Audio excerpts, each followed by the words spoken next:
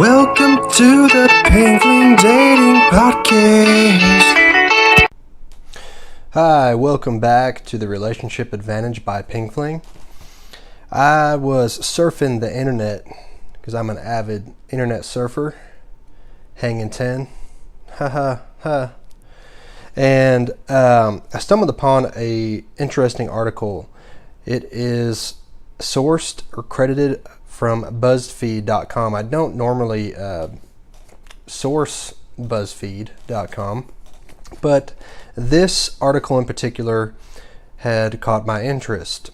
It's titled 14 Pieces of Insightful Advice People Have About Dating Apps. And so what I've done is basically summarized the article, and I'll go through and read what these are. So number one, it was don't use one-word hi messages when you are beginning to converse with a potential dating candidate partner. Don't get stuck in the small talk stage and start off with something meatier. Basically anything that requires more of a response. So instead of a close-ended question, which requires something that is a yes or no, try a question that is more open-ended, and in particular something that piques their interest based on reading their bio. Number two, if you don't know where to start the conversation, go off their interests, like I just said. And even if you know nothing about their interests, it'll be fun to date and you'll try something new, so it'll be more exciting for you. Number three, propose questions in your profile about topics that really matter to you. So this invites potential dating candidate partner to start meshing with you more on a mental level as opposed to just a superficial physical level. Whoever actually addresses them might be the one. And at the very least, they show they care about actually getting to know you more than just a physical meetup. Number four, while profiles are important and should reflect a bit of effort on the person's behalf, take some with a grain of salt. Not everyone knows how to snap flattering photos or write charming bios. So be open. Number five, while it's great to meet totally new people and expand your circles, don't write someone off simply because you've crossed paths with them before. Number six, know what you want and don't settle or compromise. 7, queer friends. If the mainstream apps aren't working out for you, try other platforms like pingfling. I'm adding this in there so that, again, this is more of a summary, it's not verbatim. Like pingfling. Guys, you're going to love it. It's not out yet, so I don't want to steer you directly toward pingfling just yet, but the app and site are being developed. They're in the works, and I'm super excited about those, and I cannot wait till they finally hit the market because y'all are just going to love it to death. That I do know. But don't try going there yet. For right now, we have the podcast, and just stay tuned. Keep clicking, checking out the website. That's great.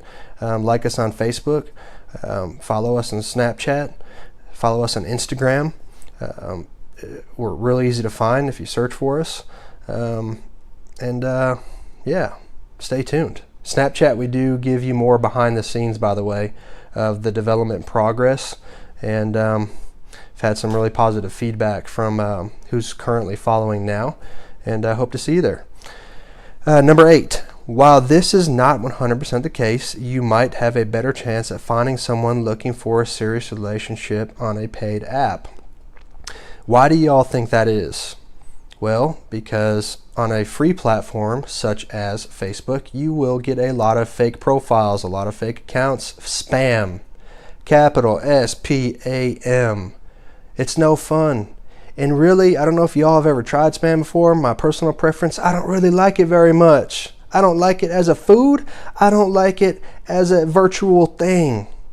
Man, let's try to get rid of that. And again, I'm going to reference pingfling. That is one thing we are going to work very hard at in the development of our app, and even in our beta version will be ideally a spam-free experience is our hope. And there's different ways that we were going to go about doing that, but I'm not going to divulge trade secrets right now, or ever for that matter.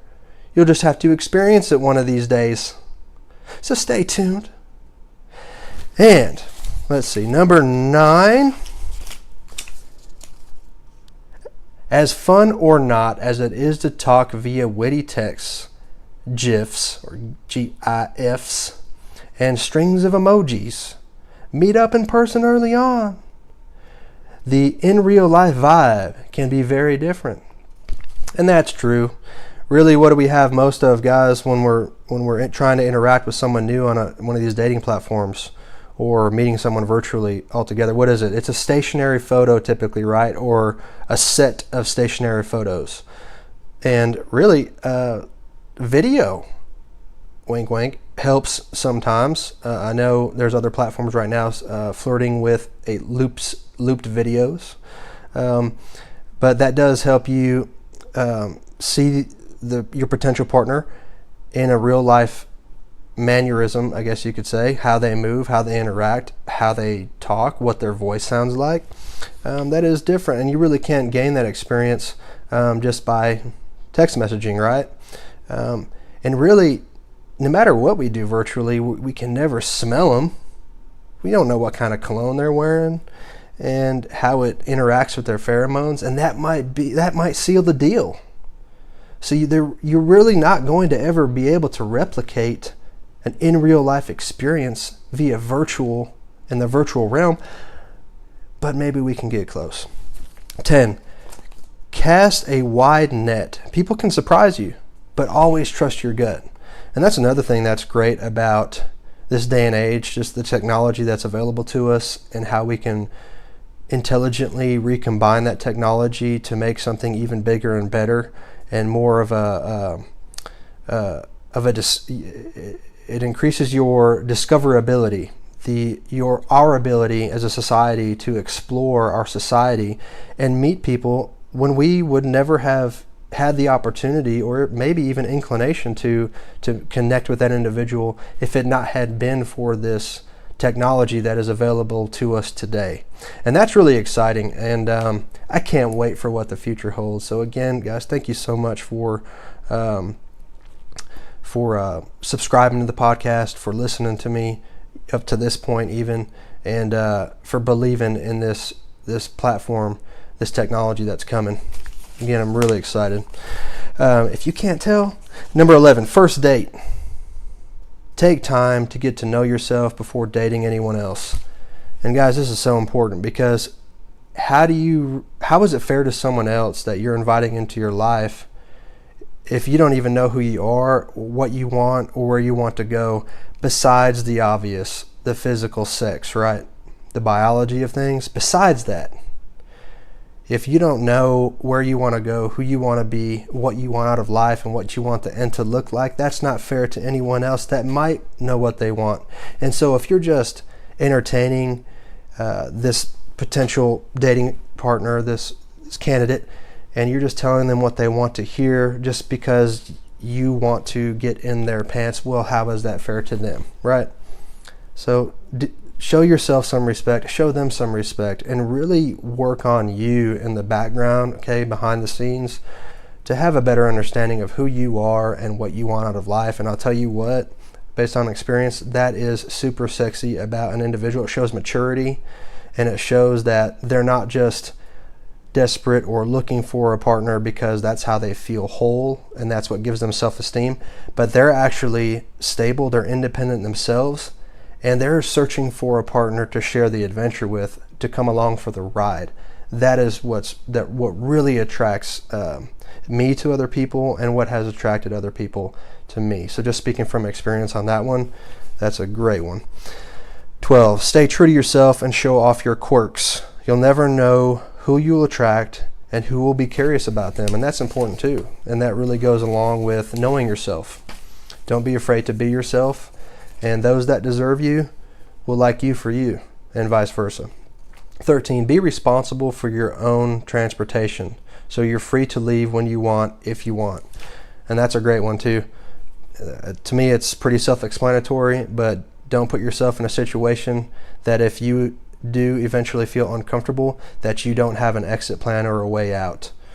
Number 14, when in doubt, opt for a coffee date, somewhere casual and familiar, public. Plus, your date can't make you fall asleep from boredom if you have a steady flow of caffeine. Not to mention, it's relatively inexpensive. You don't have to invest a whole lot on a first date. If it's a coffee date, that's a pretty easy one, and it gives you an opportunity to really feel them out.